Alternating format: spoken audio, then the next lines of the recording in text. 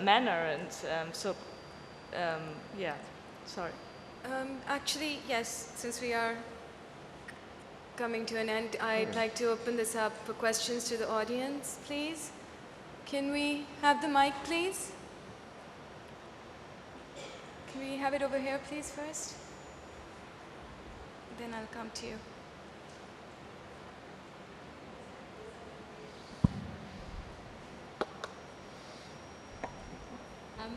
My question is not just for Mahmood, but it's for all of you, because you've addressed this business of translation, which has been bothering me. I read most of my literature sitting in Canada, but I'm from here and I come and go.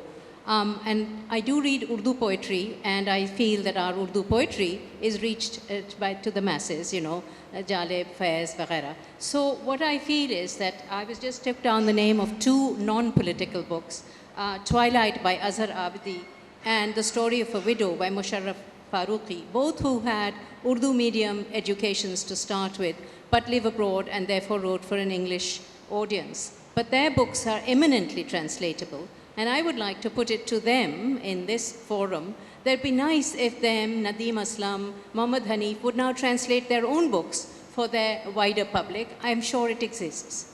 That's what I want to say. Okay. Thank you. Can we...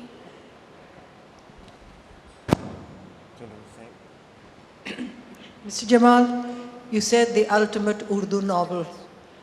Don't you think Khuda Ki Basti, Udas Nasle are great Urdu novels? Yes, I do. Yeah. But I think that I don't think that they have managed to get to that point. That's my opinion. Aag Ka Darya. Aag Ka Darya is a great Urdu novel, but it was written by an Indian writer, so Yeah, I was talking about that, Pakistani of course, writers. you'll have to overcome that particular. Huh? You have to overcome that particular dilemma. So in that sense, yes, it is. It is a great novel, and so are many of her other novels. You know, Qurratul Ain Haider. I consider her to be one of the most important novelists of the subcontinent. You know, unfortunately, not much of her work has been translated into English yet. Partly because she wanted to do it herself, and you can't do so many novels yourself. You know. Because it takes so much time. Mm-hmm. So I did discuss it with her when I met her. And she was at that time quite reluctant, you know. I do think that her novel should be translated into English, yes, definitely for an international audience. But even in terms of Urdu, she has been one of the greatest novelists of this subcontinent in any language, whether it's English or Urdu or whatever other, Bengali, if you like. Thank you. You know? The rest of the panel, do you think Granta is doing a lot of comparative literature work? Well, I think that Granta's Pakistan collection was fascinating and very interesting and very welcome. And Grant has done a great job over the years, starting with South American literature and then going on to other literatures and to introducing people to writers either in translation or writers in English, and it's invaluable. We just need more of it. I mean, you know, one of the things that I hope that Oxford University Press does, I mean, it already produces quite a few books that are written in Urdu and it produces some good translations. Clearly, there's more, and there would be a market for it, I think, and people would be fascinated, and I hope they do more. You know, if you go, you should all go and put pressure on all the OUP people you see here to do more of it. Give you a little bit of your opinion on Granta? I think... He said it? Yeah, Okay. I think... I have a question for Jonathan. Why people from West haven't written fiction about Pakistan the way they have written for India? Would you consider writing for Pakistan? That's a very good question. Why haven't people from the West written fiction about Pakistan? And would I consider doing so? It's a good question. I mean, I'm trying to think if there is any. I can't hear the question. There's a couple of books I can think of that people have written books about Westerners being here. Very few, though. I mean, actually, Jay McInerney, who did Bright Lights, Big City, did a book called Ransom that was partly set or began in Peshawar, but it's, yeah, there's very, very little, and there is some in India. There's Justine Hardy's The Wonder House, Ruth Parajavala, you get all these people who do that. I guess because there's a large community of foreigners living there or married to people, and that hasn't happened here yet. Or maybe people have, and they just haven't done the books that will capture the imagination. They just haven't had successes. I think it's something I could imagine, and if I were actually living here, I think it'd be fascinating to write about it. I think when people write about places they've moved to, they can produce fascinating books, as we know from the Pakistani writers who've moved to Britain or to America and have done very interesting works. I mean, it's obviously would be difficult now, at this very moment, because as a foreigner, there'd be enormous restrictions about where one could go and what one could do, and of course, it would make an enormous difference if, as a foreigner, one could speak Urdu or other languages. I guess that's. But it would be, I mean, of course, it's an immensely fascinating country to write about. It does raise issues, though, doesn't it? I mean, if I was to come and write a novel set in Pakistan, would people say I was carpetbagging? Am I taking a space that should be occupied by a local writer? I mean, I'd like to believe that people should be able to write about whatever they want to write about, and that Pakistani writers should be able to go to America and write American novels, and theoretically an Englishman should be able to come here and write novels or non-fiction. But there is an interesting issue there, and it might feel uncomfortable if I was to write a novel set in Karachi and have a big international success or whatever. I would understand if people thought, well, how come he gets to come here and write about it, and we're all writing in English about Karachi, and why should he be the bestseller when he's just turned up? And it's a difficult question. I don't know if there is an answer. There actually are a few people who have lived in Pakistan for a little while and written a few books, but you don't hear about them. So market is something that we have to keep in mind, audiences and market as well. If people are not going to buy it and people are not going to promote it and read it, then it's going to get lost. Haven't read them, I've just seen them, unfortunately. Also, I think why aren't Western people writing about Pakistan? I think it is just it is so complex that if you haven't been here for a very long period of time, you get really confused. And I think there are a lot of people who try to even publish to write about certain topics. But yesterday I was talking to a German, one of these Sufi experts who was just sitting here, and he said that he cannot even publish his book about Sufism in Germany because for the publisher would not it's just not what they want to hear. It is also a matter of cliches. When you deal with Pakistan and the West, you first get confronted with so many cliches, and they are constantly fed by the media. So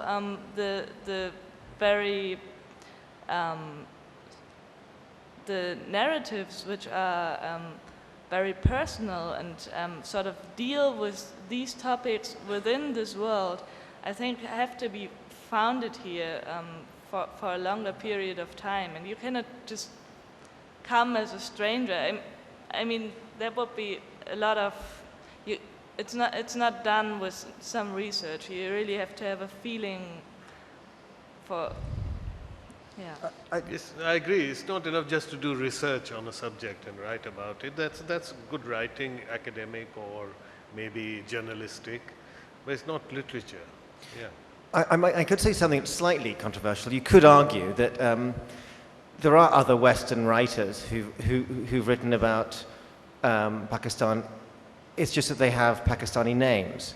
And the argument, Salman Rushdie has written a very good novel about Pakistan called Shame, and he's not, he's a Western. He's a British citizen, he's born in India, but he's not a Pakistani. He's a Western who comes from a completely Western point of view and a Western sensibility and represents Western literary traditions.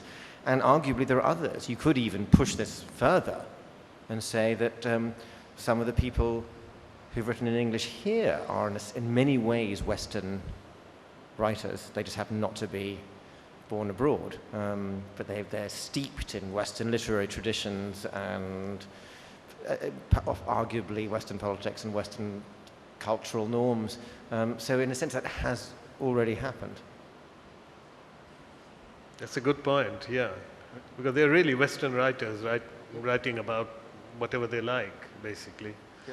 And to identify them as Pakistani writers is a bit unfair on Pakistan as well as on them. Because they're really writers, you know? Yeah. And they're writing about whatever they feel strongly about. Yes, and as novelists, in a sense, they're I'm citizens. talking about even people like Hanif Qureshi, for example. Absolutely. You know what I mean? And it's something that people like that are citizens of the world. I mean, they're not, they're writers, they're novelists. They go above mere matters of nation and citizenship and that sort of thing. And you can find an individual who is immersed in more than one culture. And I think that has actually happened here. It's kind of so maybe that's more important.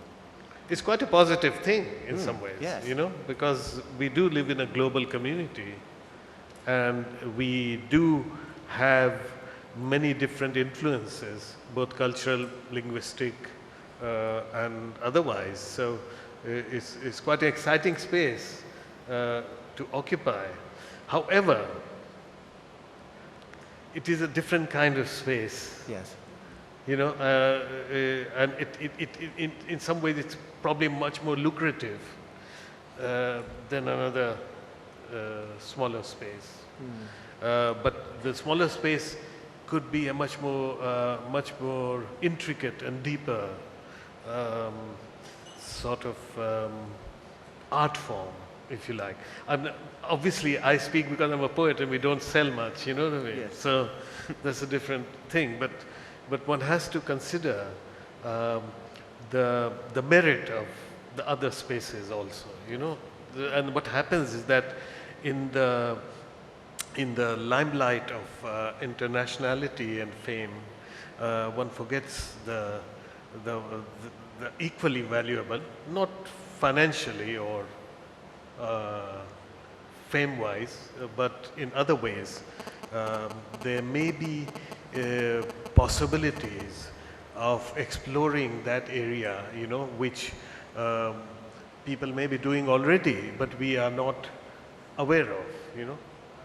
Yeah, we also have to be careful about these categories, about, what is Western? I mean, what does it mean? I mean, in many ways, this is a Western country with Western people. Just in Britain now has many people who are born here or whose parents came from here. So these categories are much more fluid than they once were. I'm just going to interrupt you to say that, yes, we live in a very, very globalized world. It's sort of hard to make a distinction between East and West now. Can we?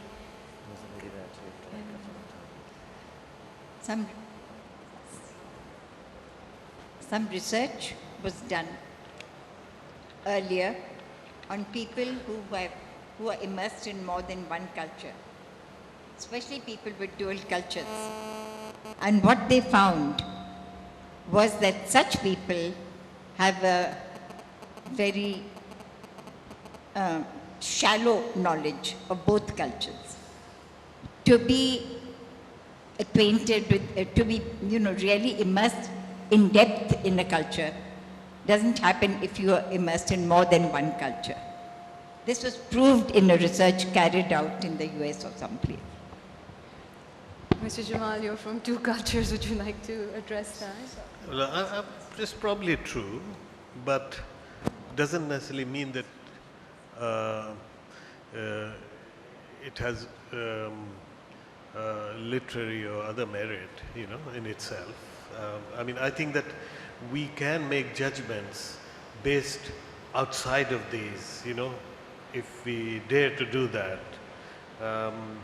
by looking at aesthetic and other values, which create something new, something very deep, something beautiful, and it doesn't have to have the acknowledgement of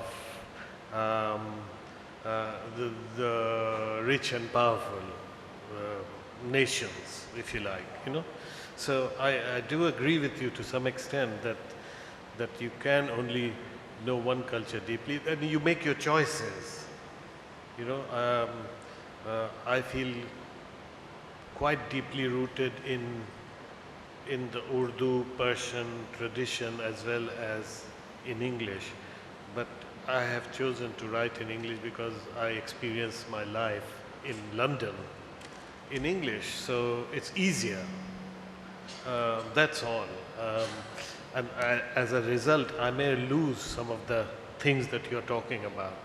But I suppose poetry is a bit more of a safeguard because since it does not have the other constraints, you can be relatively freer, let's put it this way. And- I don't know. And then on the other hand, maybe like when you say you can only be part of one culture, I think, for example, when you read Sara Soleri, I think what she partly wants to point out is that these stories, which sort of play on different continents and in different cultures, in different times even, all deal with different, with sort of the same problems. And so people, even if they move to different continents and to different cultures and live within different social systems, would still sort of be the same, which is also an option to somehow connect. So I think you are based somewhere and you can't deny that, but that doesn't mean that you necessarily have to be closed up against other cultures. I think as soon as you get aware of your own culture, you can also open up because it sort of opens your horizon. So, yeah. Okay, thank you. Can we have a question, please? Hi, good afternoon.